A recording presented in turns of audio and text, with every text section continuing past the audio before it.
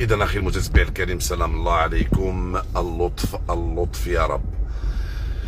كما كنعرفوا بأن مجموعة ديال المدن المغربية حسات بارتدادات وحسات بهزات أرضية متتالية. أنباء كتقول بأن بعض المناطق وصلت حتى فات 6 ديال الدرجات. فهنا كنشوفوا هلع وخوف وسط ساكنة تحجويت. لا حديث إلا عن الزلزال، فما علينا إخواني إلا أننا ندعو الله سبحانه وتعالى اللطف يا رب. هنا هاد البلاصة اللي كتعرف لها نافة، كتشوف عيالات وبنات ورجال وعائلات اللي خرجت وليداتها كاع للزنقه بكثره الخلعه، لان كل شيء حس بهزه ارضيه، الشيء اللي خلق إخواني نوعا من الذعر وسط الأحياء وفي الأزقة وفي الشوارع. إخواني الكرام، تنتمنى كل واحد أنه يكتب لي اش من مدينة راه مكونيكتي معايا وعافاك كي داير الجو ما عندكم، لأن كاين عائلات في كل بلاصة. تنتمنى كل شيء يتفاعل تزامنا مع هاد الهزات الأرضية اللي عرفتها مجموعة ديال المدن المغربية. تنتمنى كل واحد يقول لي اش من مدينه وكي داير الاجواء عندكم. قالوا لي بان كاين بعض المناطق اللي كانت فيها هزه قويه.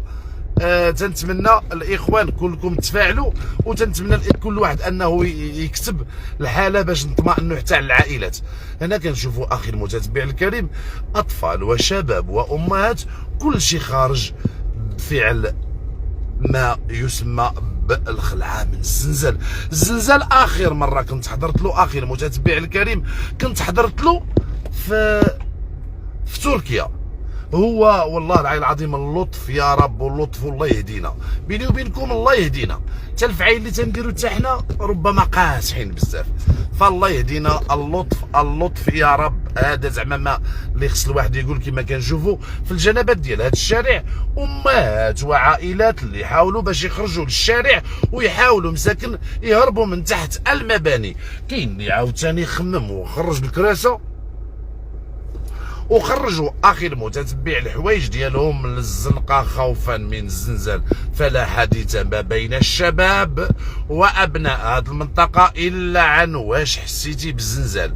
هنا الاخ امين تيقول لك مدينه تازا حسينا بها، والاخ تيقول لك انا من الوالديه حتى انا حسيت بها. عندك اخ طارق قال لك من مراكش حسيت بالزلزال. طنجه ما كاينش فيها الزلزال.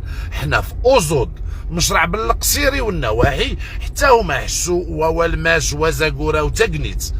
هنا كنشوفوا حتى ميشيل من اسفي وتازا. اذا مجموعه ديال المناطق. هنا عمر القاسمي تيقول لك مصادر تتقول بان بركان ضربها الزلزال 5.6، فيما ان عبدو تيقول لك حتى فاس انها ما كان. السلام عليكم بخير. اسمح لي قطعت شي لايف. لا انا اون لايف اخويا العزيز. اسمح لي اخويا العزيز. الله يحفظك موبا ونس. صافا انا محتاج مرحبا على حساب زرزوقي عبد الله.